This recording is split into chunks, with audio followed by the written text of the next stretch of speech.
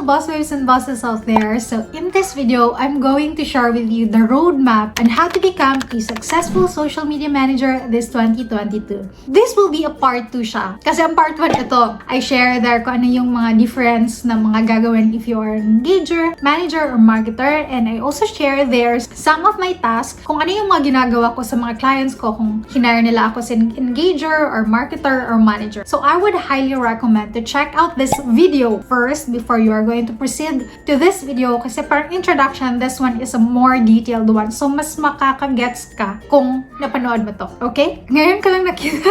Ayan, dumapa. So hayaan nyo na lang yung mga baby hairs ko ha.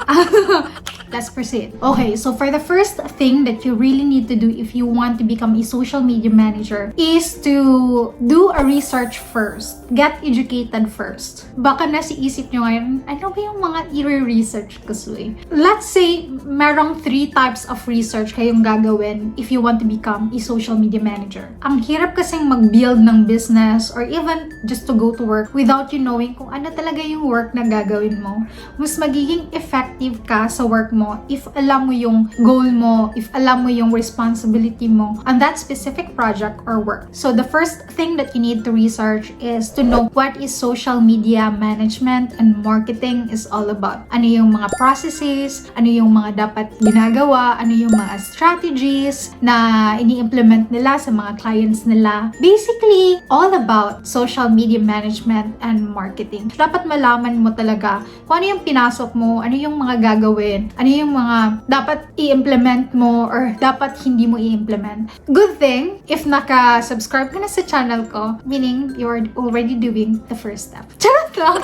Yun ang first step ang pag-ano ng channel ko. What I mean here, you watching this kind of videos right now, meaning nagre-research ka na about what is social media management, ano yung mga ginagawa ng mga social media manager. So that is already a good part. So the next research na gagawin mo is to do a competitive research. So what is a competitive research? Basically, magre-research ka sa mga the same din ng mga services sa'yo. So you are going to check out their website, their rates, their content, kung ano yung mga pinupush nila ng mga content every week. Tignan mo doon kung saan yung mga nag-work sa kanila at hindi nag-work. Makikita mo doon kung ano yung mga rates and packages na ino-offer din nila sa clients nila. So it would be easier for you na to see what is the gap, kung ano yung kailangan ng market pero hindi masyadong nabibigay ng mga other social media managers. So dito mo na malalaman kung ano yung mas better na maging unique selling point mo. So, okay, maybe you are saying, ano naman yung unique selling point? So, okay, unique selling point, this is what I mean na parang ibahan mo sa iba, your edge compared to other social media managers. To be honest, I would be so brutally honest ha. Today, the market is saturated. But there's no other best time to start doing what you love, kundi ngayon lang.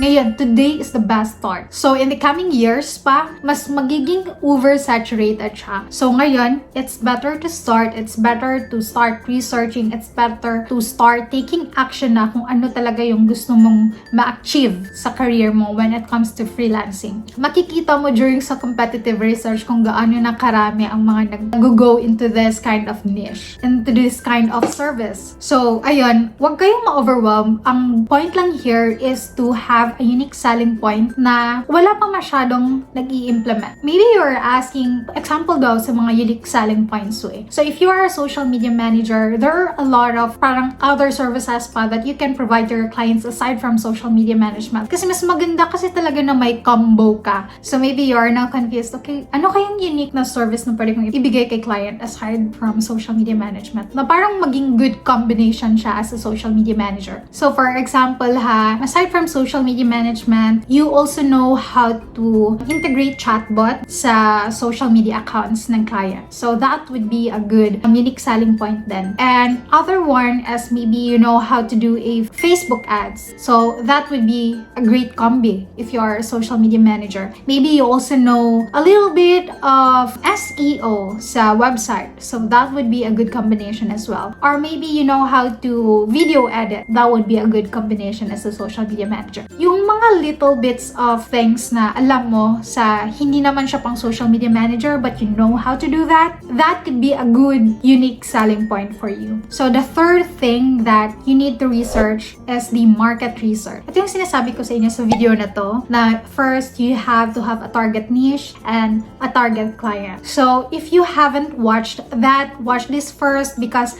na-explain ko doon in detail kung bakit kailangang may niche and bakit kailangang may target client. So after doing all the researches that I have said, now the second step would be building out your profile. So it's really hard to build your profile if you don't know what is social media all about, ano yung unique selling point mo, ano yung services na ibibigay mo kay clients, ano yung target market mo. It's hard for you to build your online presence if hindi yun clear sa'yo. So make sure talaga ha na you've done all the 3 researches. Yung about talaga sa social media management and marketing, dapat alam mo yon, at least just the basics para magkaroon ka ng idea. The second one is the competitive research and then the market research. The second step kasi natin is to build an online presence. So ito na yung magiging portfolio mo sa client mo. Ito yung ibibigay mo na link or ibibigay mo na sample sa client mo. Your profile, your portfolio, and the likes. So if you are a beginner and you still don't know how to create a portfolio, if you still don't have any experience, if wala pa nag-hire sa'yo, check out this video here. I've shared there 5 steps on how to build your online portfolio aside from getting an internship projects. So for the third step is to create a process. So ito na yung time na parang i-visualize mo kung ano yung mangyayari if meron ka ng onboard na client, ready na ba yung rates and packages mo na i-offer kay client? Ready na ba yung invoice mo? Yung contract? Ready na ba yung bank details na ibibigay mo? Alam mo na ba yung sasabihin mo during the discovery call? You have to create your own process na mas madadalian ka at mas madadalian yung client mo na i-follow. This is the time na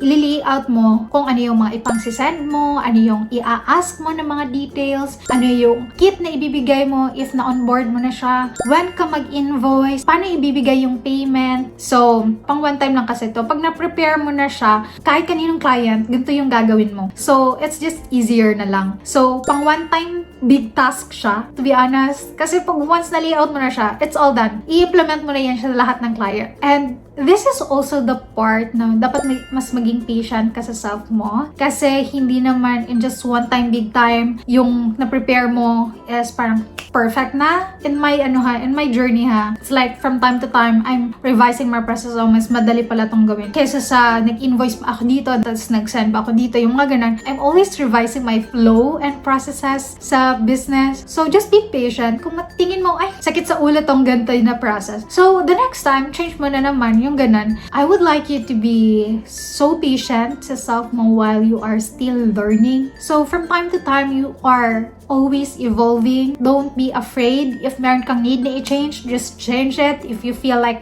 mas need mo yon, if you feel like mas mag-i-improve ka kung i-change mo siya, so just go do it and learn as you go lang talaga. I think that is also my mantra. Like, I'm just doing things like I'm not even so sure if I'm doing it the right way, no? Kung makita ko na may need na i-improve, let's just improve it next time. Dito kasi na part is parang maraming nakapaloob ng mga kailangan gawin, i-prepare like the contract, especially the contract, the invoice, the rates, and the packages that you are going to offer sa client mo. From time to time, mag-revise ka, from time to time, meron kang i-add. So, ayan. Just be patient. Yan lang. Okay, so while you are building your processes, you're trying to figure out ano yung mas maganda na process, you're trying to figure out kung ano yung mga ipangsasan mo kay client, ano yung mga itatanong mo kay client, you are now slowly marketing your services through your social media platforms. Again, it's up to you kung ano yung mga social media platforms na mag-show up kayo. If you're still starting pa lang, it's not necessary naman mag-show up kayo sa lahat ng social media platforms. platforms, no? Even just one, like maybe LinkedIn, you maximize the LinkedIn account. I would highly recommend you to check out these 2 videos here if you haven't maximized it, if you haven't optimized your LinkedIn account. Try to check out these 2 videos here by Sandri Molinas. Shared a lot of things on how you are going to show up, how you are going to optimize your clients so that you can attract more prospective clients sa platform na yan. Maybe you're also asking, no, how am I going to show up there soon? Always provide a content na magkakaroon ng benefits yung mga target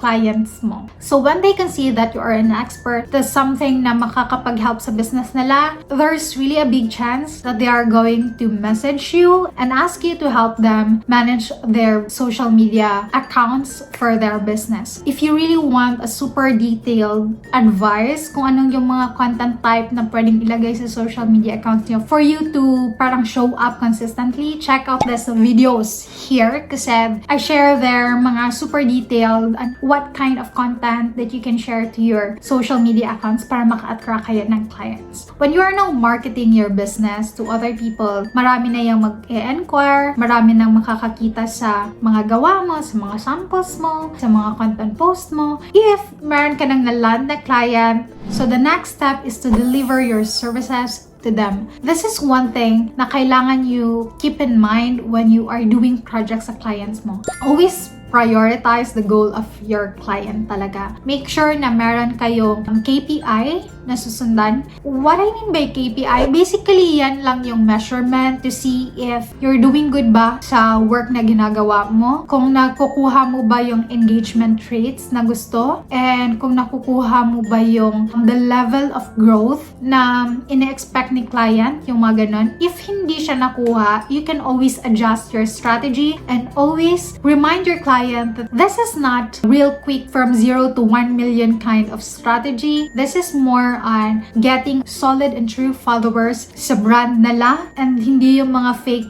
accounts lang na nagfa-follow and nag-e-engage. So after delivering the agreed services na ibibigay mo sa client, now is the time to make sure na ma-retain mo yung client mo. Okay, so the first advice ko talaga para mas ginahin yung client na mag-work sa'yo long term, make sure talaga that your work always sa kanya is top quality talaga. Kasi we tend to parang do a mediocre work, especially if parang kampante na tayo na yung client natin is okay lang sa mga trabaho natin. So just make sure na always parang in quality lahat ng mga trabaho. The second one naman na ma-advise ko is to make sure have a detailed reporting when it comes to your work. The more detailed it is, mas makikita niyo kung ano talaga yung progress, ano yung next step na dapat gawin. So the third thing naman is to give them discounts. So ito yung parang kung meron silang ma-refer ni ibang client na maka-work with you, give them discounts or commission for that. And maybe siguro anniversary niyo, nag-work na kayo together for a year. So for that month, bibigyan niyo siya ng discount. So, yung mga ganong simpleng bagay lang, for sure, ma-appreciate yun ni client. And especially then, if magbibigay kayo ng mga parang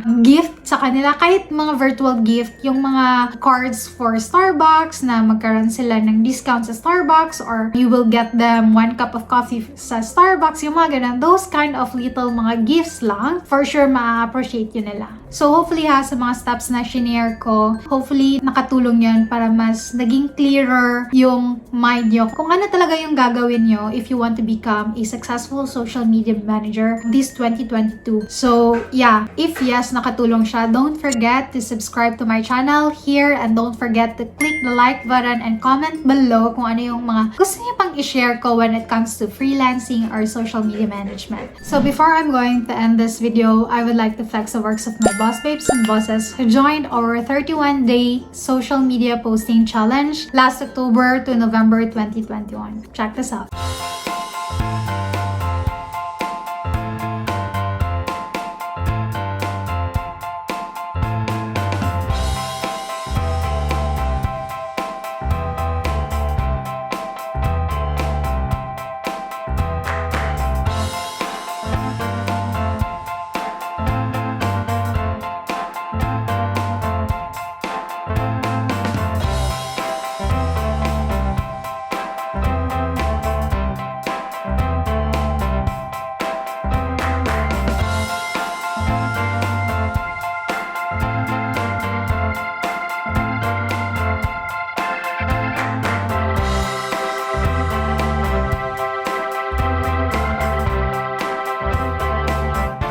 If you want to avail that template, just message us on our Facebook page at BossUpPH and ask there how can you avail the 31-day minimalist template. And don't forget to join our Facebook group, I'm Ready to Boss Up by Brixui, and like our Facebook page at BossUpPH, and also follow us on our Instagram accounts at BossUpPH and Britsui. So yeah, hope to see you guys on my next one. Bye!